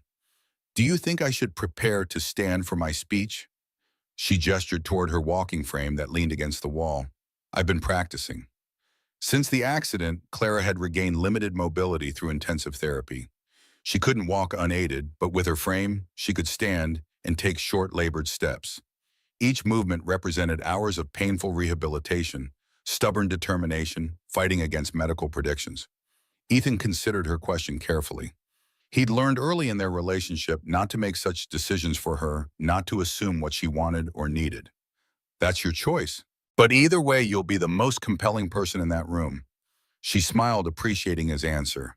Neither dismissive encouragement nor protective caution, just honest support. The morning before they were set to leave for Chicago, Clara checked the conference program online. Her heart stuttered when she saw the name Lucas Brennan, CEO of Brennan Design Group, speaking on luxury and accessibility, the future market. His company had grown substantially, absorbing smaller competitors and positioning itself as the high-end option in accessible design. And according to the schedule, he would speak just before Clara. Ethan noticed her expression change as she stared at the screen. What is it? Lucas is speaking at the conference right before me. Does that change anything? Clara considered the question, remembering their last encounter 2 years ago at a regional design showcase. His condescension, his assumption that Second Bloom wouldn't last, his dismissal of Ethan. The memory still stung. No, but I'd be lying if I said I wasn't nervous about seeing him again. Ethan moved behind her strong hands, gently massaging her shoulders. You're not the same person he knew, and neither is he, probably. That's what worries me. The drive to Chicago was filled with Sophie's excited chatter about her first trip to the big city. Clara had arranged for her to stay with Maria during the actual conference sessions, but the rest of the time would be family adventure. As they checked into the hotel, Clara noticed several industry acquaintances in the lobby nodding in recognition. She was no longer an outsider, but a respected figure in the field she had helped transform. The first day of the conference passed in a blur of networking panel discussions and touring the exhibition hall. Second Bloom had a modest but eye-catching booth displaying their innovative designs. Clara found herself approached repeatedly by occupational therapists and hospital administrators looking for solutions that combined practicality with aesthetic appeal. By evening, she was exhausted but exhilarated, her business card supply depleted. It wasn't until the second day that she saw Lucas. He stood across the hotel restaurant at breakfast, holding court among admirers. His suit was impeccable as always, his posture confident to the point of arrogance. When he spotted Clara, he excused himself from his group and approached their table. Ethan straightened his hand, moving protectively to Clara's shoulder. Clara, it's been a while. Lucas's voice carried the practiced charm of a career networker. And Ethan, isn't it? His eyes flicked briefly to Sophie, who was watching him with undisguised curiosity. And this must be your daughter. She's Ethan's daughter, Clara corrected gently. Sophie, this is Mr. Brennan. He and I used to work in the same industry. Sophie tilted her head, studying Lucas with the frank assessment only children can manage. You're the man who made Miss Clara sad. Lucas's smile faltered momentarily, his perfect composure cracking before he recovered. Sometimes adults have complicated relationships, young lady, but that's all in the past now. He turned his attention back to Clara. Congratulations on your nomination. It's well-deserved. Thank you. Yours too. A slightly awkward pause followed, years of history compressed into a moment of silence. I hear you might be standing for your speech tomorrow. Quite the achievement given your condition. The words were complimentary, but something in his tone set Clara's teeth on edge, the subtle emphasis on condition, as if her disability defined her. I haven't decided yet, but thank you for your concern. Lucas nodded, glancing at his watch. Well, I should get back.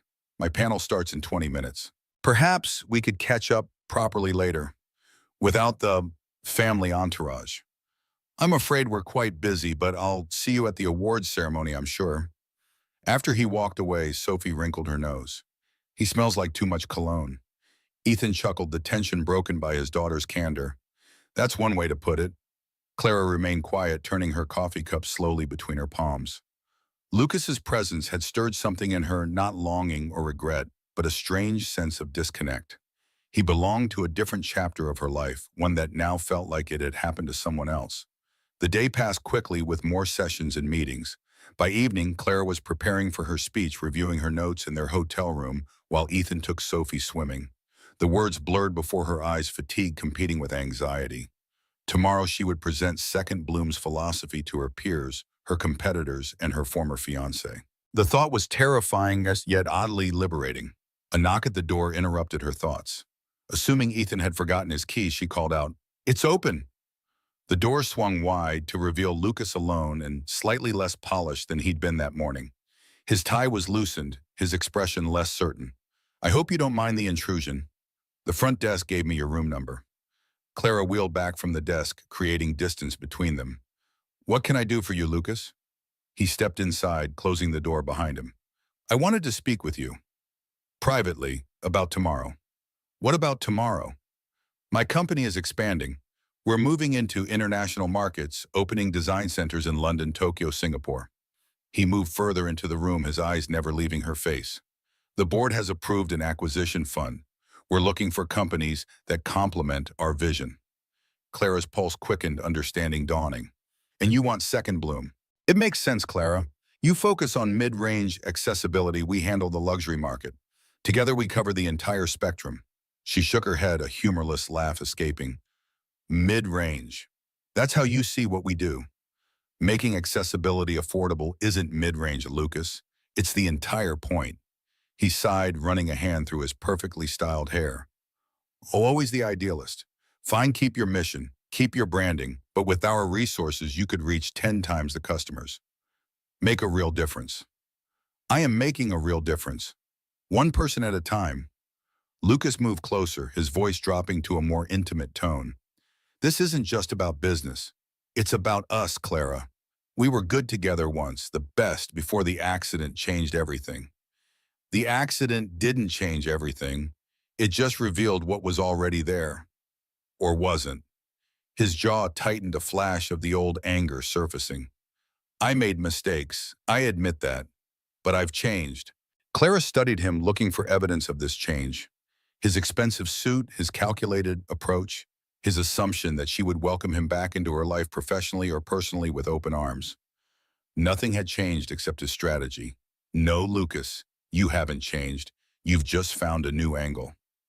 The door opened behind them. Ethan and Sophie returned from the pool, Sophie's wet hair dripping on the carpet. Ethan froze at the threshold, assessing the situation with wary eyes. "Everything okay here?" Lucas straightened, composing his features into a neutral expression. "Just a friendly business discussion between old colleagues. Nothing to worry about." Sophie darted past him to Clara's side, oblivious to the tension. "We did cannonballs. I made the biggest splash." Clara smiled at her, grateful for the interruption. "That's wonderful, sweetie. Why don't you go change into dry clothes?" As Sophie disappeared into the bathroom, Lucas moved toward the door. "Think about my offer, Clara. It's the logical next step for both of us." After he left, Ethan closed the door firmly, his expression questioning. "What was that about?" Clara wheeled to the window, looking out at the Chicago skyline glittering against the night sky. "He wants to acquire Second Bloom, and possibly me along with it." Ethan's reflection appeared in the glass beside hers, his face troubled. "And what do you want?" "Oh, and..." She turned to face him directly, her decision already made. "I want to stand tomorrow, in every sense of the word." The morning of the awards ceremony dawned clear and bright. Clara woke early, her mind already racing with thoughts of the day ahead. She slipped quietly from bed, careful not to wake Ethan, and wheeled herself to the bathroom. Her support frame waited there, a constant companion in her journey toward greater mobility. Gripping the handles, she pulled herself upright, feeling the familiar strain in her arms and the unsteady wobble in her legs. 3 years of therapy had given her this much the ability to stand to take short steps with support. Not independence, not yet, but progress. Hard won inch by inch. Today she would use this ability, not because she needed to prove anything to Lucas or anyone else, but because she wanted to claim this moment fully. Her way. When Ethan woke an hour later, he found her already dressed in her chosen outfit, a deep blue dress that complemented her eyes, professional, but not severe. Her hair was arranged in an elegant updo, and she'd applied makeup with a careful hand. You look ready to conquer the world. Just a small corner of it. She smiled, the nervousness evident despite her composure. Will you help me practice one more time? He stood behind her as she rose from the wheelchair, his hands hovering near, but not touching, respecting her need to do this herself. She took 6 steps across the hotel room, turned with painstaking care, and returned to her starting point. Each movement was deliberate, requiring intense concentration and strength. Perfect, Ethan whispered, his eyes bright with pride. The conference hall buzzed with anticipation as attendees filed in for the awards ceremony.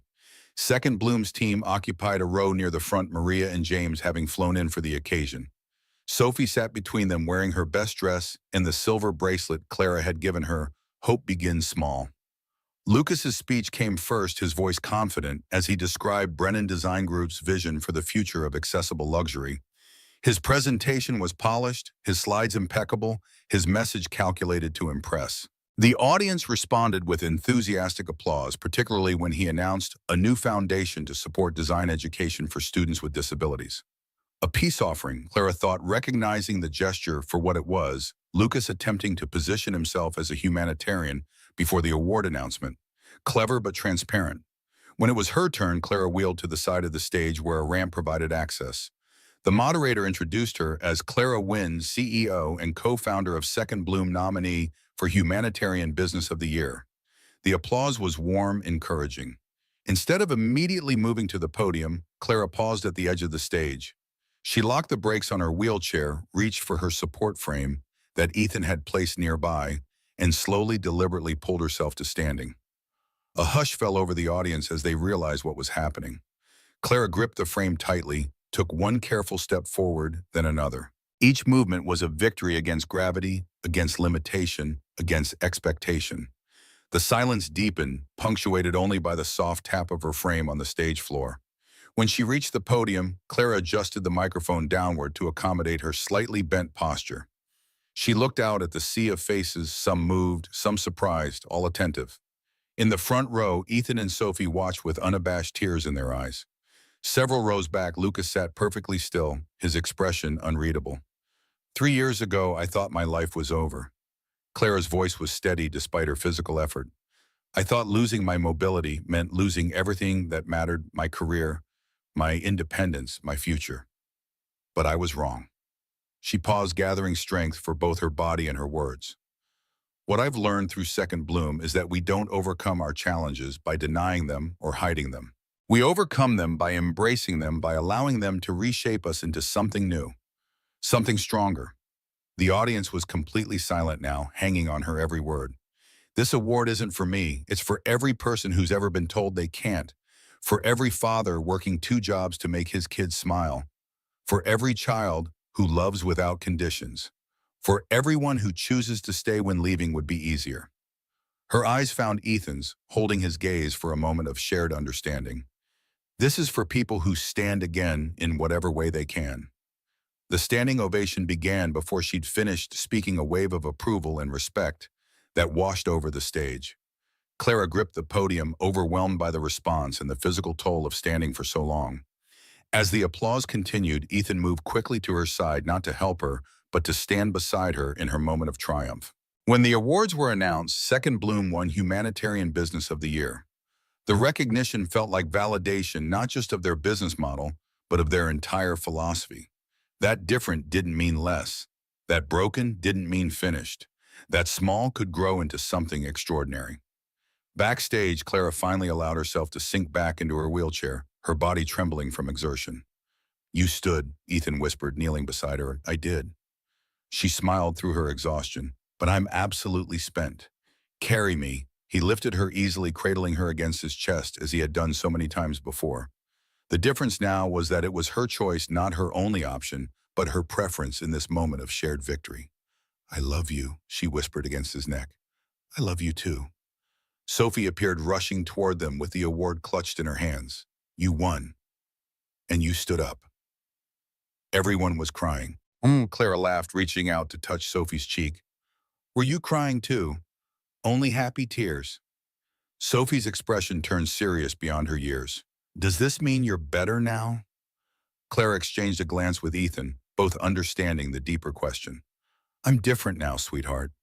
Not better or worse, just different. And that's okay." Sophie nodded, accepting this answer with the straightforward wisdom of children. As they made their way through backstage, Lucas appeared, his congratulations seemingly sincere despite his own loss. "That was impressive, Clara, truly. Thank you. My offer still stands. Think about it." Clara looked up at him from Ethan's arms, feeling strangely peaceful. "I have thought about it. The answer is no."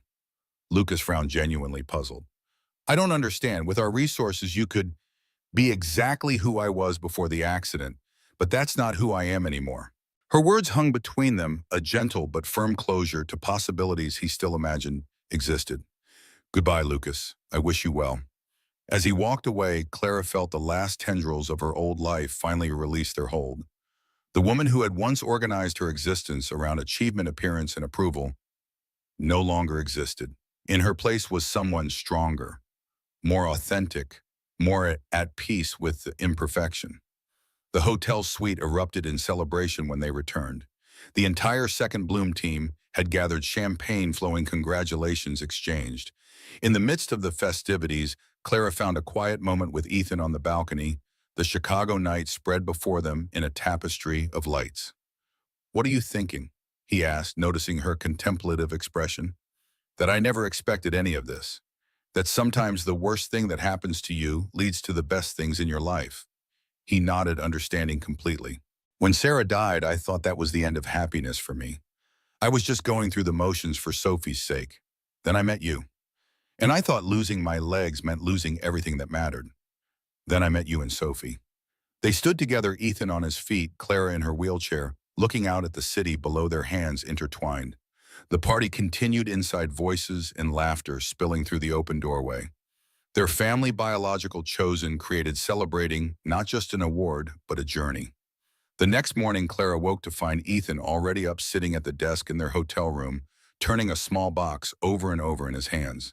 When he noticed her watching, he came to sit on the edge of the bed, his expression a mixture of nervousness and certainty.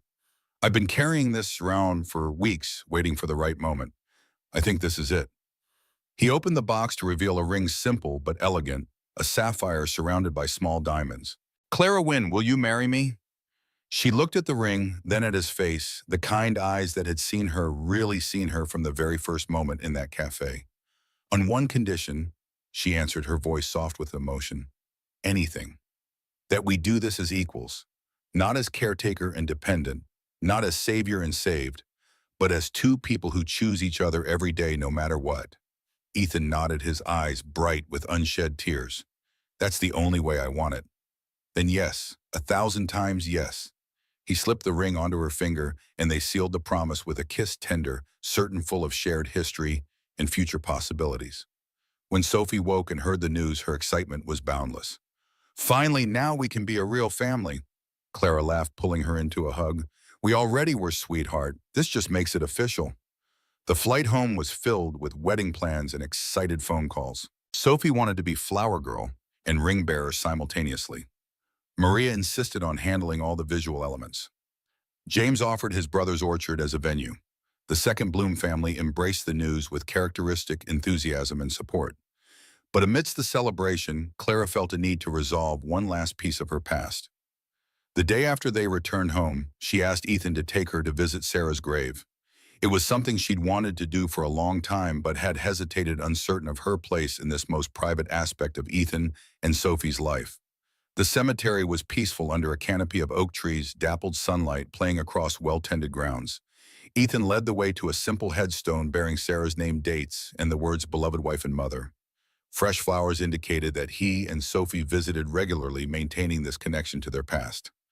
Clara wheeled herself forward, stopping beside the grave. She had brought her own small bouquet, not to compete with Ethan's more elaborate arrangement, but to acknowledge her own relationship to the woman who had come before her. "Hello, Sarah," she said softly. "I'm Clara. I wanted to come here and I'm not sure exactly. Thank you, I suppose, for the family you created, for the love you gave them that taught them how to love again." Ethan stood a few steps back, giving her this moment, his own eyes fixed on the headstone that marked the end of his first chapter and the beginning of the long, dark middle that had eventually led to Clara. "I promised to take care of them," Clara continued, "not to replace you, no one could, but to honor what you began, to love them with everything I have." A gentle breeze stirred the leaves overhead, sending patterns of light and shadow dancing across the grave. Clara felt no supernatural presence, no dramatic sign, just the quiet certainty that this was right, acknowledging the past while embracing the future. "She's part of our story too," Clara said as they drove home. "I wanted to include her." Ethan reached across to squeeze her hand, his eyes still on the road. "She would have liked you, your determination, your heart."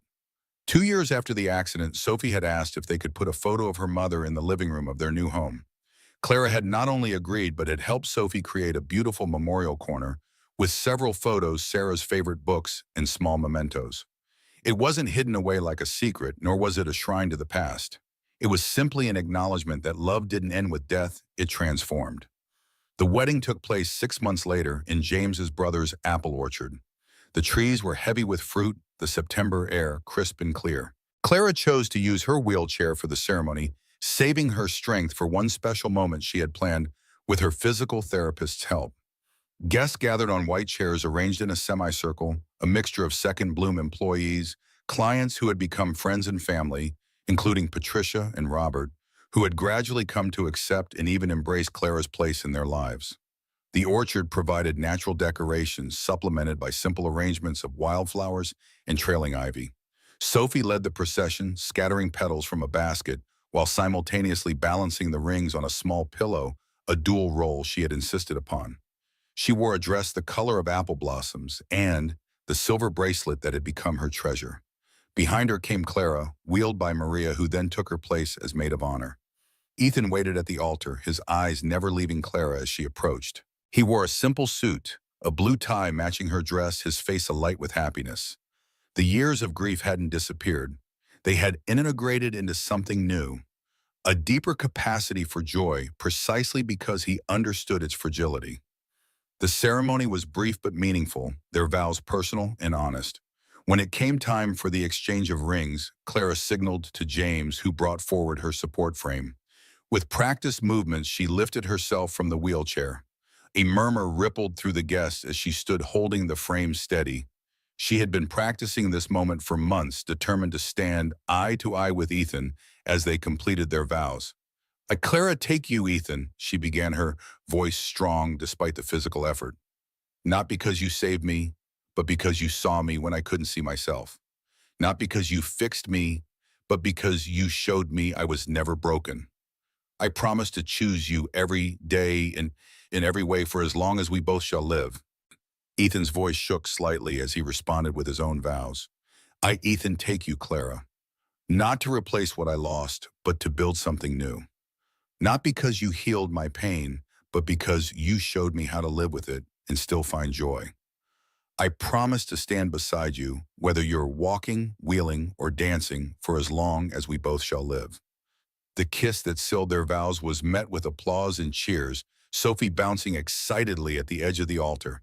As they turned to face their guests as a married couple, Clara caught sight of Patricia, wiping away tears of James and Maria, exchanging emotional glances of the Second Bloom team, celebrating this culmination of a journey they had all witnessed. The reception was held in the orchard's renovated barn, accessible pathways, ensuring everyone could navigate comfortably. Tables were arranged around a dance floor, lights strung from the rafters, casting a warm glow over the celebration. After dinner, Clara surprised Ethan with another moment she'd been practicing. Their first dance. With the support of her frame and with movements carefully choreographed within her abilities, she and Ethan swayed together on the dance floor. It wasn't the waltz they might have all shared in another life, but it was uniquely theirs, a dance that acknowledged limitation while refusing to be defined by it. Later, as evening deepened and guests began to depart, Clara and Ethan found a quiet moment alone on the barn's covered porch. The orchard stretched before them, trees silhouetted against the darkening sky, the sounds of the remaining celebration, a gentle backdrop to their conversation. Happy, Ethan asked, his arm around her shoulders as she sat beside him on a wooden bench. More than I ever thought possible. She leaned into him, her new wedding ring catching the light from the barn. When I had my accident, the doctors told me what I'd lost, what I'd never do again. No one told me what I might find instead. He kissed the top of her head, breathing in the scent of her hair, mingled with apple blossoms. That's the thing about breaking, isn't it? Sometimes it's the only way to discover what's on the other side. She nodded, watching as Sophie emerged from the barn to chase fireflies across the lawn, her dress glowing in the twilight, her laughter carrying on the evening air. From the broken places, light gets in. They sat together in comfortable silence, husband and wife, watching their daughter, for Sophie was truly theirs now, in heart, if not in biology, dance among the fireflies. The future stretched before them, not without challenges, but rich with possibility, with love, with the family they had found and built together. Second Bloom had grown from a desperate new beginning into a thriving business, from a small workshop into a company changing lives across the country. But its greatest achievement wasn't measured in sales or awards. It was measured in the three people who had found each other through brokenness and built something beautiful from the pieces.